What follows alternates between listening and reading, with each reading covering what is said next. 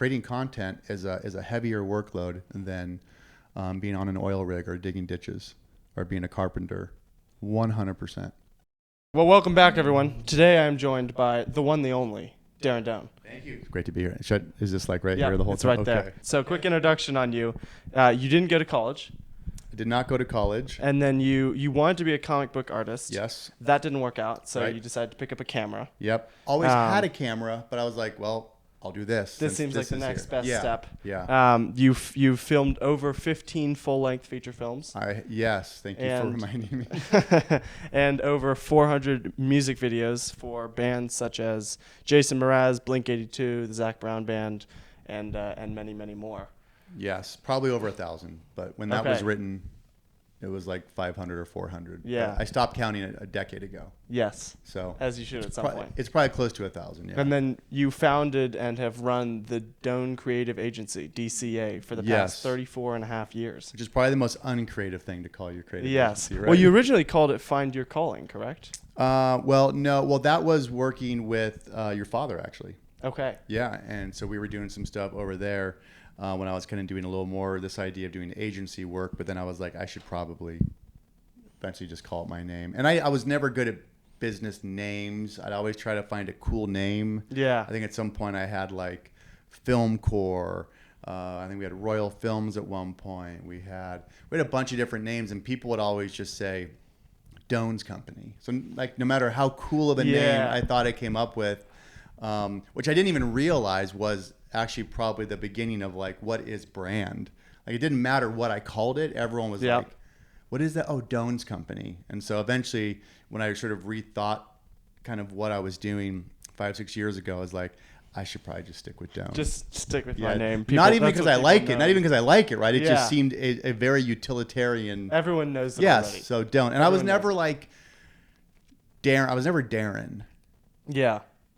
Darren. The Doane guy. It was just Doane, right? Yeah. It was like, so even when I hear Darren, like it sounds so like effeminate. Like it just Darren never had this like. I bet there's a lot of gay people named Darren. And with like a Y in it or something, you know. But we went to Ireland as a side note to my name. I've never liked Darren. Doane I've been fine with.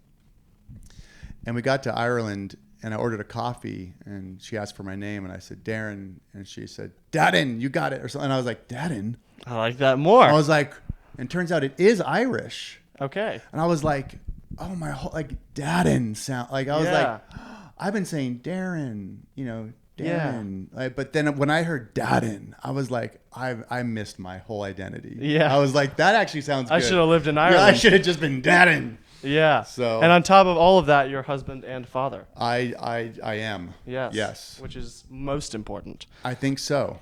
I think so. And then and the older I get, you get even sappier about that. It's like, yeah, it really is like this thing. And I try not to, but then you're like, oh, I'm just going to stop working and focus on my family. You're like, well, that doesn't make sense. You know, you're like, well, hold on. And so I like the work. But you kind of, you know, as you get older though, you do start to like have this, oh my goodness, I want to really tie all this in to my kids. What does that look like? You know, so I'm probably at that chapter. Yeah. So we'll start with your college or lack thereof. Okay. I went to college. Okay. To visit my friends. Okay, there you go. Right. So I went to basically the same thing. I mean, in a weird way. I mean, I was still a young punk, non-Christian. I wouldn't say pagan because it's weird. I always believed in God. I was just disobedient. Yeah. Like I was never an atheist. Did you believe in the Christian God or just there was a God? Yeah, because anytime anyone brought up like Jesus, I was like, don't mess with that. Don't mess with him. Like I am currently messing with him. Yeah. Oh yeah. I'm disobedient. Yeah. But I was like, you know, people would talk about religion and stuff, and I'd always be like, I don't know, man. That Christianity thing seems a little too easy for people to knock it. Yeah. Like I remember saying that at times, like, you know, you just got to ask for forgiveness. Like it's a pretty easy religion. Yeah. So I was, even though, and I'd always pray to God, you know, but I just wasn't, you know, but that's a whole other thing. I was baptized as a kid multiple times. So it's like, that's another conversation. But yeah. So, but even as a disobedient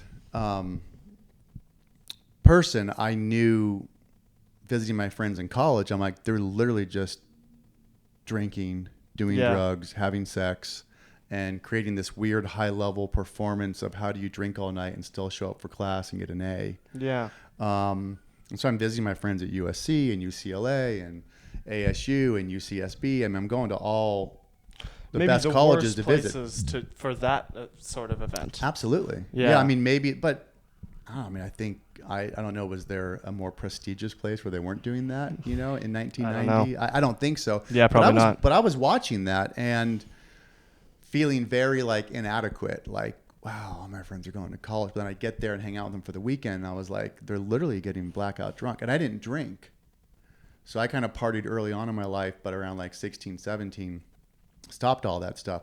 So when I graduated high school and I'm visiting my friends in college, like I'm sober, and I'm watching like people just make bad decision after bad decision after bad, and yet they were the ones being praised culturally. Yeah. And I still kind of felt ashamed, like, you talk to your, high school girlfriend's parents and they'd be like, what are you doing after high school? And you're like, well, I'm not going to college. Right. And at that time it just was like, what?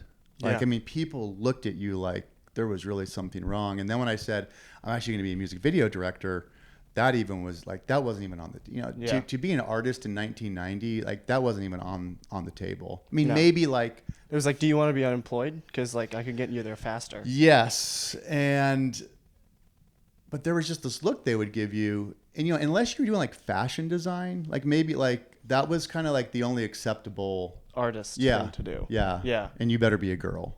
Yep. Right. So, but yeah, so that was my college experience, was visiting people, and not to make it like ironic and I'm a success story, but when my friends graduated from college, at that point I had built a little business. Yeah. And they started calling like, can I get a job? And so I started hiring my friends out of college. Yeah. So yeah, but you made the decision when it was not a common, or even, as you've mentioned, not a popular decision. Why did you decide to go forward with that? Honestly, and I probably never put it this way, no one prepped me to go to college. Really? No one ever talked to me about going to college. I never took the SATs. Like no one, my dad never talked about it to me. It's just like you got to the end of high school and you're like, I'm going to go work. Well, I'm going to go do something. Yeah. Yeah. And I was always drawing. And so I think everyone just thought I was going to be an artist and I was going to do something. So I was like designing T-shirts and figuring out how to do screen printing and buying T-shirts, borrowing money to make T-shirts, and then do a design, sell them, make a little profit, pay my dad back, borrowed money from some of my high school teachers to do a little business thing. So I think everyone just said, well, he's going to be fine. I mean, he's going to be fine. Like it didn't, he'll make it. I think people just assumed, like, I didn't have the identity of being like an entrepreneur or a business owner. I think everyone just saw very clearly he's going to go do things. And so it wasn't like I slipped through the cracks by any means. I just think it was clear. But then you also realize, like, if no one is in your life, like truly telling you, like, this is how you take the steps. Yeah. I mean, you wouldn't naturally do that. No, like, okay, I'm done with school. Now I'm going to go do more school. Right. Yeah. It's fantastic. Right. I was like, years. I was counting down the days, like, I'm about to graduate high school, and I just finished my senior year of football. So when football season ends, you still got 3-4 months, right? I remember thinking, not only is school about to end, I'm never going to football practice ever again. Yeah. Like, it just seemed like this is like, I still get chills. Like, I remember thinking like, oh, this is going to be crazy. And then literally graduation, first day of summer, my best friend at the time throughout high school, Ken Dario, we went to breakfast and I said, here's what we're going to do. Like, we're going to start a video production company. And that was like, that just started it. There you go. Because I'd gotten the rejection letters my senior year. Yeah. So I knew I was going to draw comic books. And I was in love with music. All my friends were in bands. I was always videoing things. And I was like, we should do this. So that's kind of what got it going. Yeah. So a lot of people are currently asking that same question. Should I go to college or not? Yeah. What would your advice be to them, not only as someone who made that decision early, but also as a business owner who's now looking to hire college kids or people about to go into college?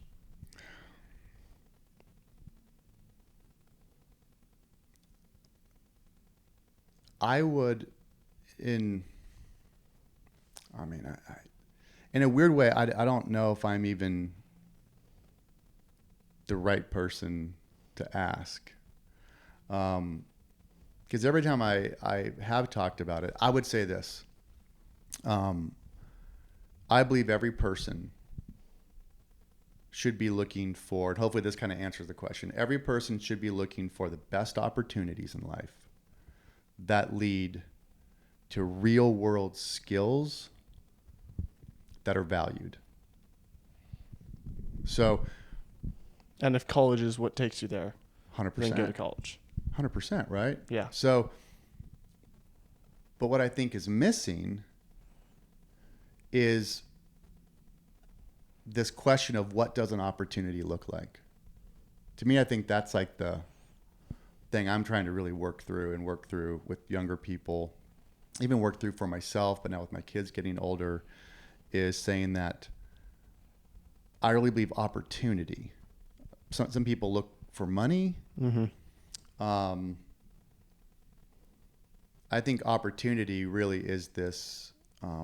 Opportunity for what? Is it just opportunity to do something? Yeah, and then you can kind of break down, like you said, like you're asking, kind of like, well, what do you mean? What do you mean opportunity? Well, opportunities that lead to real life skills that then people really value. Yes. Right. So there's kind of this 3-step thing. Right. Your dad would be proud of me that I'm finally thinking through kind of what are these levers. Right. Right. I'm at the end of that question most of my life. So you go A to Z and you start talking about Z and people are like, I don't get how you got here. Yeah. You're Right. like, well, I skipped all the other letters. Right. So. Yeah. And although I ran through them, I'm just not talking about them. Yeah. And so opportunities lead to real life skills that the world or people value.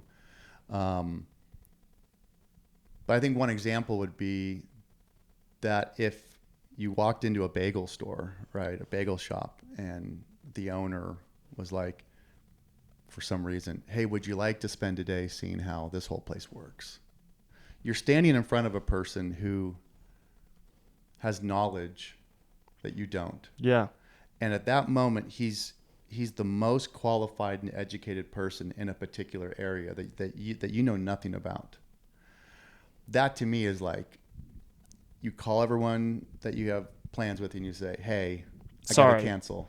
I'm figuring out how this bagel shop works. Well, I just have an opportunity to be around someone that knows something that I don't. Yeah. That really knows something. And to me, I just think that's really like, man, I think it's really powerful. And I think then if you think about what that leads to, I heard someone talk about, your only job in a room is to find out who is the smartest person in something. Yeah. And get what you can. Yeah. Learn as much as you can from someone that's got a real world skill. So to me, that is sort of how all opportunity, that's how I look at opportunity to this day, right? If I'm walking by and that guy says it to me at the bagel shop, I'm in. I know nothing about bagels. I know nothing about how that works. And you're probably not going to start a bagel company. I'm probably not going to start a bagel company, but man. But generally being curious in your life that is a very valuable skill. And so it's hard to talk about because it's something that is so, that's not even a category that I think is really ever talked about. Yeah. So yeah, go to college. I think if you think you can get real world opportunities, like opportunities that lead to real world skills that really are valued, then yeah. I mean, I'm not going to get into the value proposition and the ROI and all those things. People are free to do with their money what they want. They're free to do with their time what they want. But I will say, in 2024, we're in May right now. I think by the time we get to the end of summer, we will be at the full understanding that the world has changed. Like, it'll only be a few more months. What's been coming, what's happened post-pandemic, where we're at, birth rates, all those things. Yep. Government finally running out of money to give people. Election year start. By the end of summer, we will know what people who are running the numbers already know, which is that we are in trouble. Big trouble. Yeah. And so those who then say, well, like, because when anything breaks, when you have a broken play, right, in any sporting scenario, when the play is broken, and I think the world is broken, the only thing left is opportunity. Yeah. Right? Like, are the people who can see the gaps.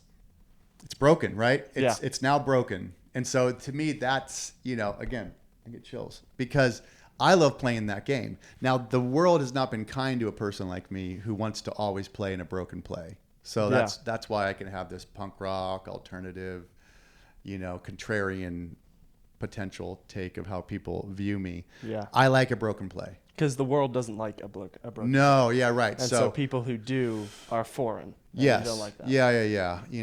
But then you look at what happens 10, 15 years ago. You get Nassim's book, Anti-Fragile. Yes. And then when Anti-Fragile came out, people kept calling me going like, dude, you have to read Anti-Fragile. And people always say that to me about books. And I go, why? They go, because it's you. And I go, well, then why would I read it? I'm living it. No, I'm living it. And as a matter of fact, I know myself well enough to where if I did, I read the first 2 chapters. Eventually, people I read Anti-Fragile. I read the first 2 chapters and I was like, oh my goodness, this is my entire life. Why would I read the rest of it? And I also realized no one's doing this. Anyone reading this book is then not going to apply some sort of Anti-Fragile framework. No way. It's just, I get it. I do it. I live it. And that's no one's But the world is not kind to this. No, but now we're in it. But now we are. Now the world needs this. And so you're forced now. And so this is Sparta. And now the world is going to take that newborn child and throw him off the cliff. Yeah. And see if they can swim. But prior to this moment, it was not everyone's going to raise their kids in Sparta. There's lots of opportunities out there. Yeah, you could go to Athens. Yeah, right. But now it's we're living in the ruins. Now the world has showed up and said we're throwing all these kids off the cliff. So I'm thinking a lot about shoot, what does this really mean? Yeah. And then when you own a little business, you're touching all those things too. It's funny. I got 3 text messages in the last week, people saying, "Hey, can I come work for your company?" Who I thought were going to college. And I was like, oh, shoot. And so it started making me think, okay, I need to have a response letter or text I can write back to people. Because I don't know how to respond to that because so what I'm working on right now is a response letter of clarification, meaning, okay, you want to come to my company.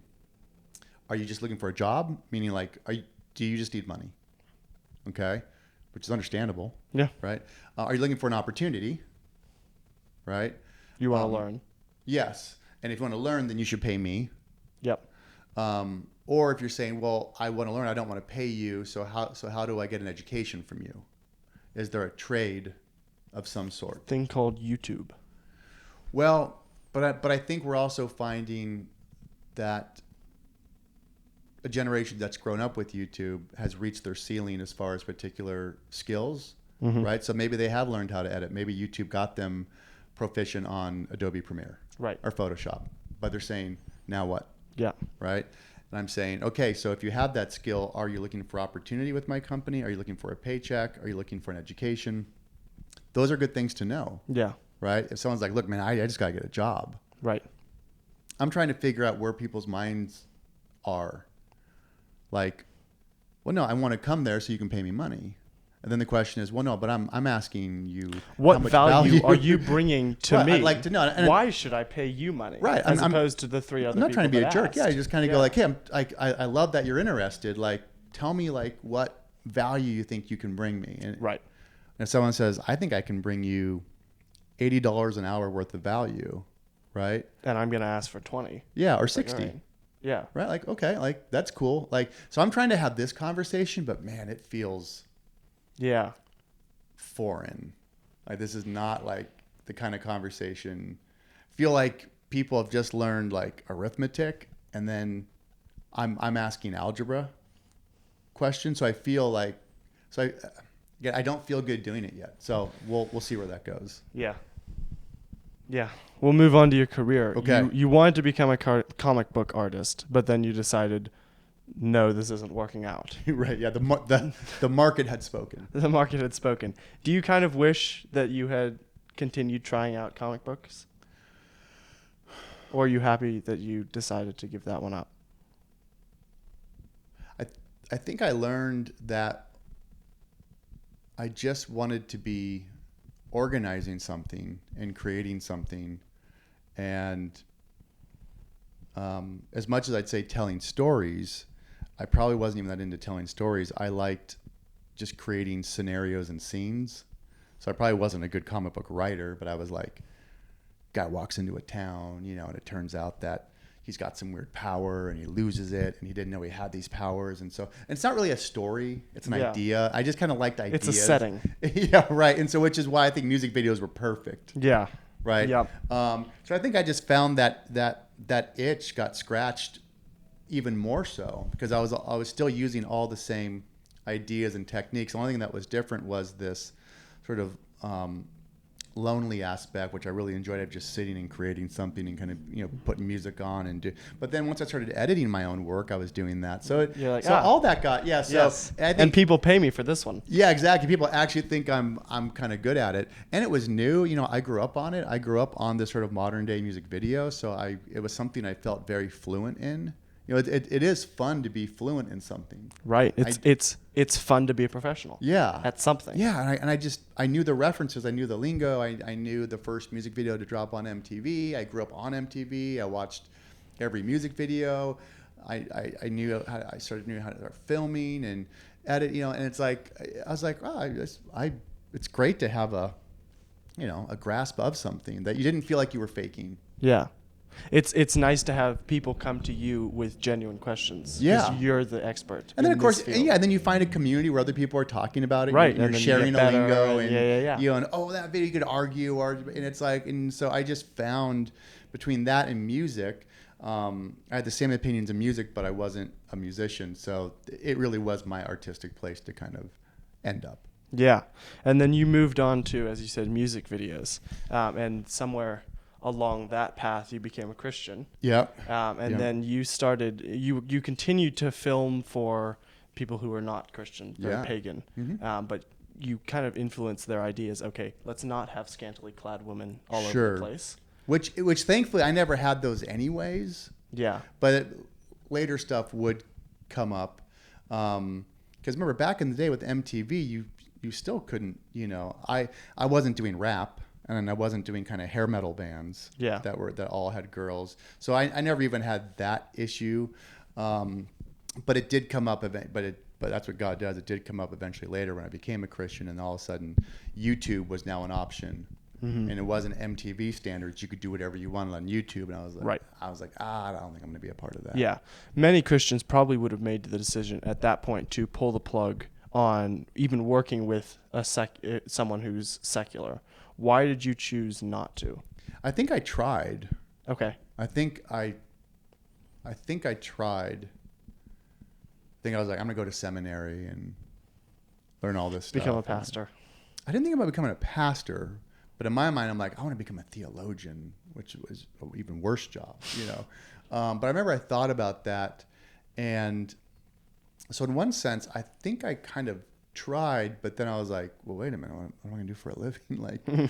And people still kept calling, and I thought that was gonna, like, it was weird that I developed enough of a body of work, and what had happened was I was sort of kind of moving away from it, and I remember a manager of a band stopped by at my office at the time, and he was talking about this thing called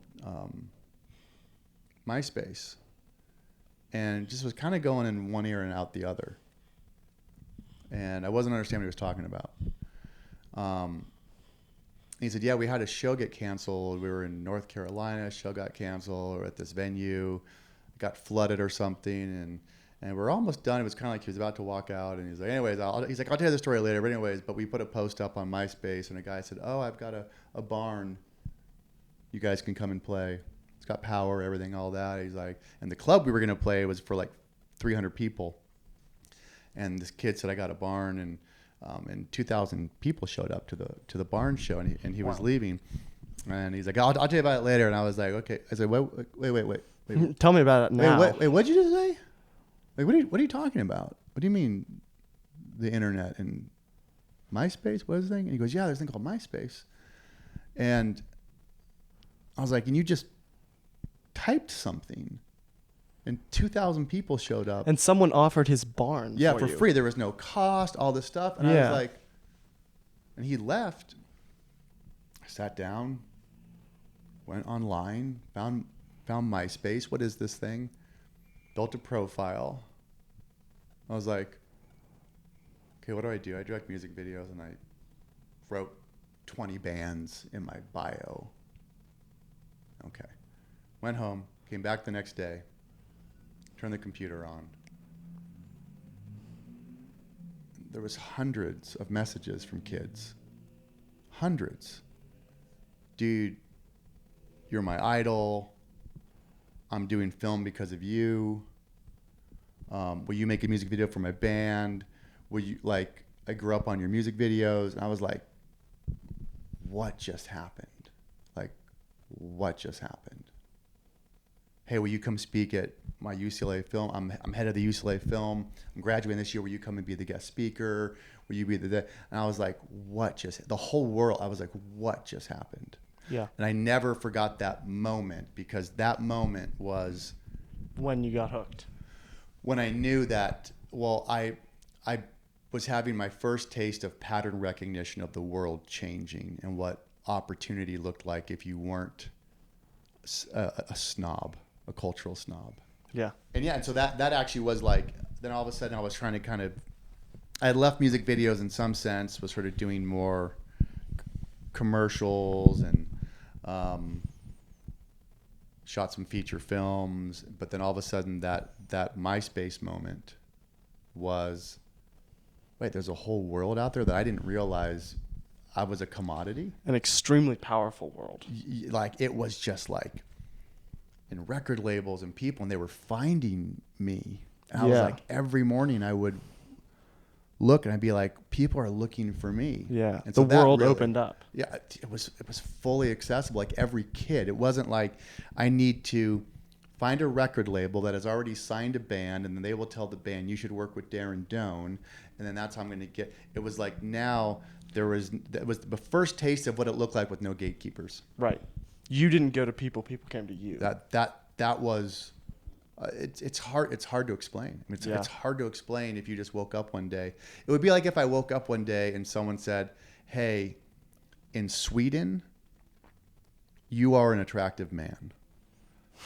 And I'd be like, okay. Or in Ireland, people call your name and it's not gay. Anyone named Dadden, right? You know? Yeah. And they said it's $100,000 a day to model. Like they want you to model in Sweden. Like, you're the sexiest man alive in Sweden. It would seem so silly and ridiculous. You're like, but, and I'd be on a plane in 2 seconds, right? Yeah. I mean, imagine that thought scenario. As funny as that is, but like, imagine if someone said, we think you're attractive in this country, and we'll pay you $100,000 a day. you probably to model." double check it. You would Like, double check I don't it, know make if sure I it's not believe Nigeria. this strange man. Right. And in one sense, that's how I felt. But that's what was happening. It was so weird. Like, people were like, you're the guy. Yeah. Like, you're the guy. I had your father come up to me, and he goes, a few years ago, he's like, I was somewhere in California, and somehow your name came up, and the guy's son came up and said, you know Darren Doane? You know, he's had all these crazy things to say. And I was like, oh, wow, that's funny. And he goes, yeah. He goes, I just thought that was crazy. Like, some guy's kid was like, you know Darren Doane. Oh, my word. That's what it was like. Yeah. When MySpace hit. I was like, wow, this is, I mean, it's still, I think in one sense I'm still trying to wrap my head around that, because the world hasn't really stopped. Yes. With there being with gatekeepers going away. And I think people have actually tuned out that that's what's happening, and they're trying to live as though it's still 2002 and before. Right. They still don't want to accept that everything has changed. Yeah. So 2 questions off of that. First, is that why social media is so addicting for people? And second, is that why we've seen kind of the rise of the social media influencers all over the place. And is that a good thing? The last part, I would say it's definitely a good part. I'm not sure about the first part, was the addicting, the addictive nature. Kind of like with college, if I'm the person to say, I don't know if I'm the best person to assess the addictive nature of social media. What I will say is my objective take is, I don't know anyone not using their phone every single day and interacting.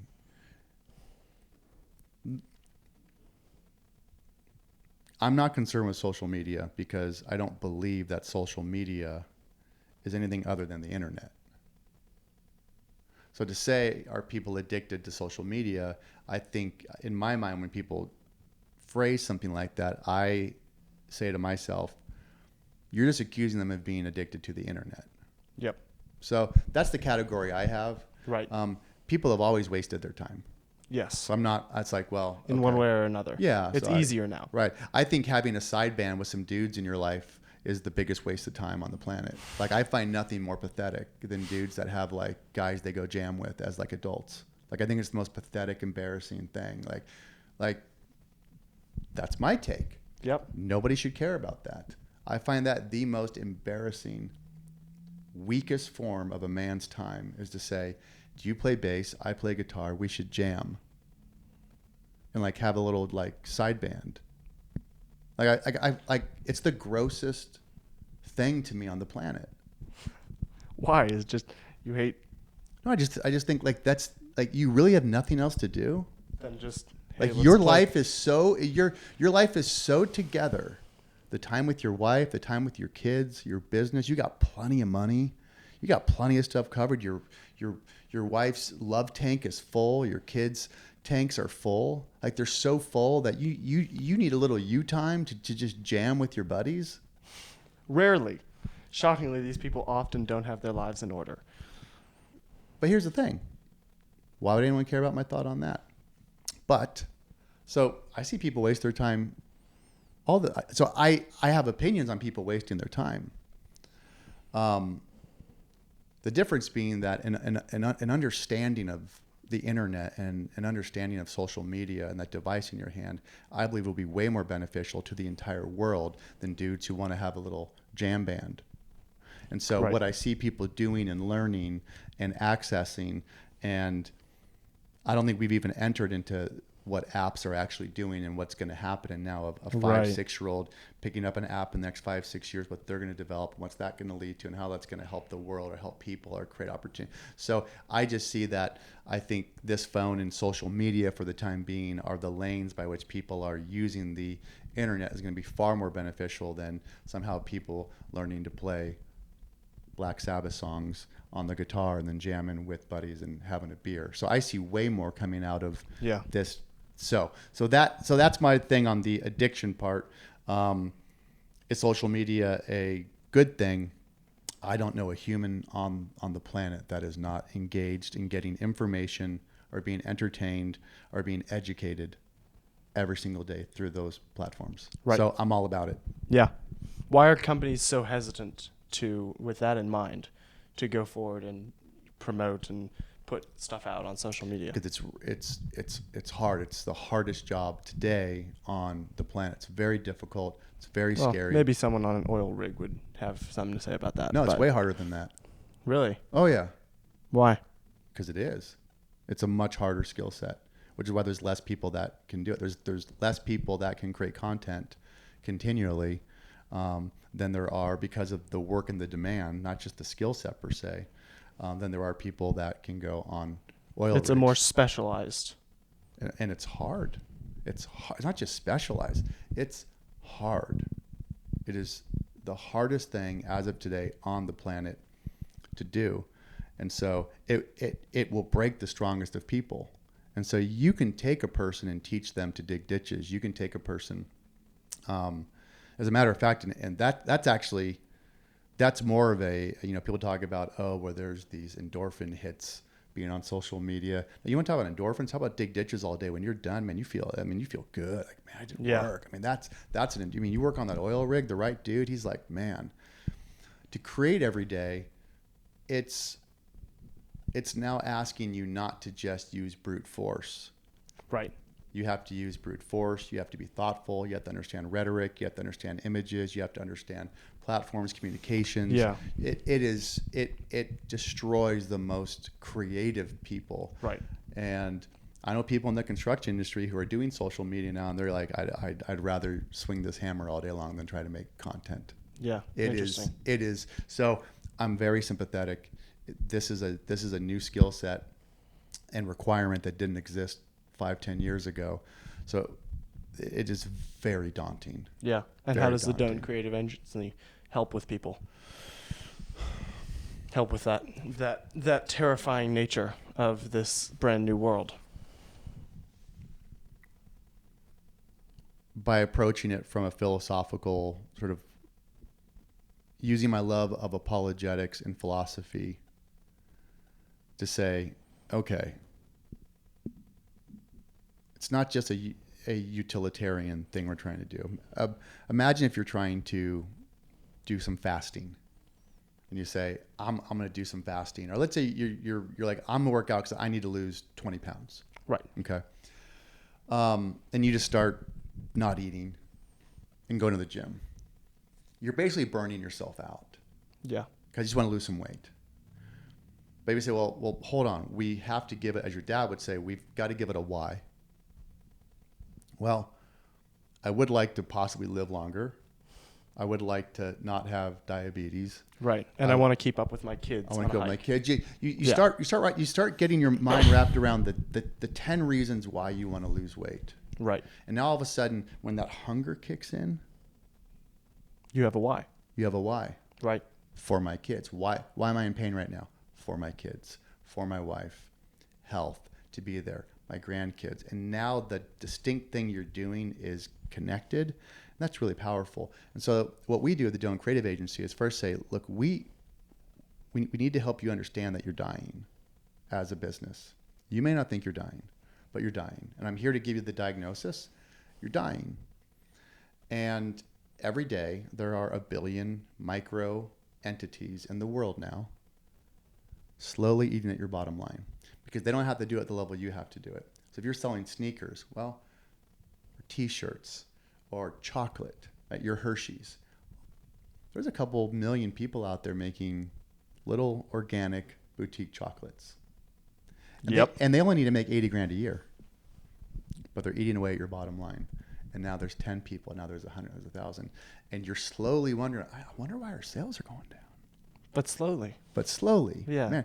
So because there's no more gatekeepers and there's so much opportunity out there in those areas, every business is having their bottom line eaten at. And if it's not that, there's no one to come work for you. And you start putting all these things together, you realize, well, we need to communicate something. We need to communicate that we are a company that you should work at. We're a company that has great opportunities for you. We're a company that will help you make money. We're a company that will educate. Whatever it is, you have to communicate that. Brand. Social media. Yes, brand, 100%. But the utilitarian answer is like, okay, do we all agree that you can't sell anybody anything unless you get their attention? Yes. I mean, there's just no way around that. Right. That's not even like being like some great speech. Yeah, it's not Socrates. No. That's common sense. You can't communicate. You can't sell anyone anything unless you get their attention. So if you're a business and you're trying to attract talent or sell a product, you got to get people's attention. Do we now agree that everyone's attention is on that phone? 100%. So if you're not there, so therefore, now we'll go back to Socrates. If you want some common sense, that's what you need to be. Therefore, you need to be there. That is not how the world has run. That's a very scary paradigm shift for people in business. Right. So I'm sympathetic. I get it. This is absolutely scary. It's a whole new world. It's a different frontier. It is. I think Gary Vaynerchuk said it best when he said, what's happening right now is the equivalent of taking the land rush, which was huge. Have Yeah. it. Yeah. It's all yours. Just put the stakes in the ground, right? You Go. want Texas? It's yours. It's yours. As Right? long as you can cultivate I mean, it. can you imagine that concept? Yeah. Right? That happened. Yeah. Right? He says that's what's happening meets the Industrial Revolution meets the internet showing up again all at once. And when he said that, I was like, that's what I have to get I have to get my brain wrapped around that. In a weird way, it was almost like being born again, because I was realizing when I heard that, oh, this felt like when I became a Christian. This is going to be real lonely. Not raised in a Christian family, and so you have that in the world experience. Like this is going to be a little lonely first 4 or 5 years. Yeah. And when I heard Gary Vaynerchuk say that, I knew I need to change my entire business, my entire mindset. I was like, yeah, the world really has changed. And he said that before COVID. And so then when COVID hit, How right he was. yeah, and then at the same time working with your father on some stuff and watching what he was doing with MZ and the Sandsdemic and no one left to work and all these things. So I was looking at that part from your dad, and I was looking at Gary Vaynerchuk, at sort of like social media communication, and I was like, both sides of this aisle aren't looking at the other.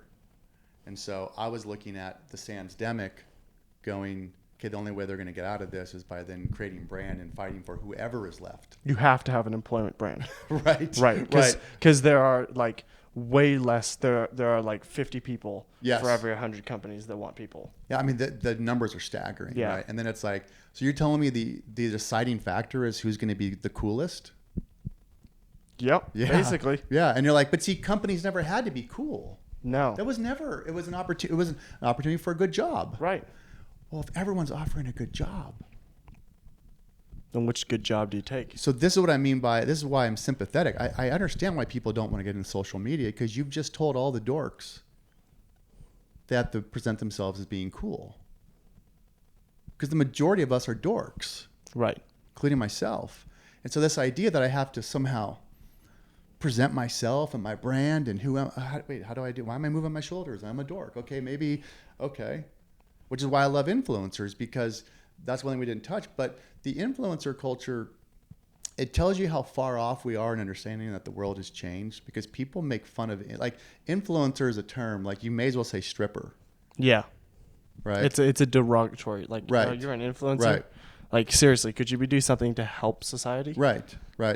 And then if I walk down Main Street right here and I go into Ampersand, what's in Ampersand? Noodles. What product do they make? What did you say? Noodles. And do they make those noodles? Probably not. No. What are they doing? They're bringing in a noodle company, boutique noodle company, right? Yep. And then they resell the noodles. And they resell noodles with 500 other products in there. I can get Himalayan sea salt. They don't make any of that. Olive oil. Yeah. Olive oil. The olive oil, I think they do. I think that's their thing, yeah. right? But there's 50 other brands in there. And I was like, that's what little retail stores do. Oh, that's an influencer. What does an influencer do? Like, a legit influencer has built a relationship with their audience, and they say, I really love this for cleaning my tabletop, and I'll tell you why. And they'll show you this, that, and I go, I trust them. They've turned me on to other brands or products in the past. I'm going to buy that. And if this person sells me something that's crappy, it's someone I trust. And I was like, and by the way, now imagine that you don't just have a storefront where people walk in. Now you have to make content every day. You have to set lights up like this. You have to put a camera up. So when people make fun of influencers, it's semi-offensive, because first of all, to set this up today, you had to come here a half hour, 45 minutes for us to even sit down. That's work. You have to have a camera, know how these lights work. You have to have a sense of editing, production.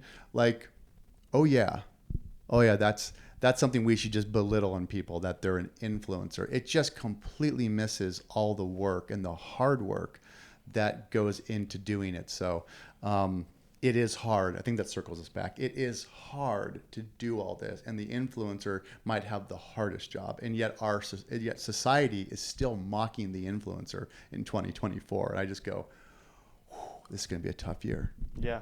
I'm sure we could talk more about that, but we are unfortunately out of time. Okay. What is the biggest piece of advice you would give to anyone watching at this point? consider the idea of what opportunity might look like in your own life, and possibly have a opportunity trajectory option in your life. Okay. Your parents have taught you something. Maybe you have an idea. You're thinking, okay, what would it look like in my life if I said, okay, I also want to have a bucket that starts with opportunity. And what would that look like if maybe the other things don't work out? What would it look like if I said, okay, I'm looking for opportunity, and in that bucket is opportunities that lead to real world skills that the world values. Actually values. Yeah. Think about that as a potential trajectory that might be an option for you in your life. Think about it logically and intelligently. I think so. Yeah. Yeah. Good? Where can people find you online? Mainly Instagram, Doane Creative, or just type in Darren Doane, Doane Creative Agency. I think it's just Doane Creative on Instagram. And Darren Doane on LinkedIn, the most underutilized platform in the world as far as value. So Instagram or LinkedIn would be great places to find me. Yep, there you go. Thank you for coming on. Thank you, my man. Appreciate it. Good stuff for you. See you guys.